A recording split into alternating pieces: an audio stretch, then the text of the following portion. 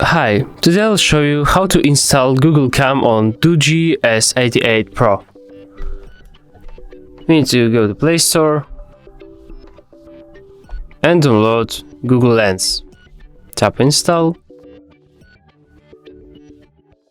and press Open. Yes, open the camera, allow. As you can see, that's actually a Google camera. So you can do whatever you want. You can translate text, you can just, I don't know, take this etui for AirPods, right? Shopping.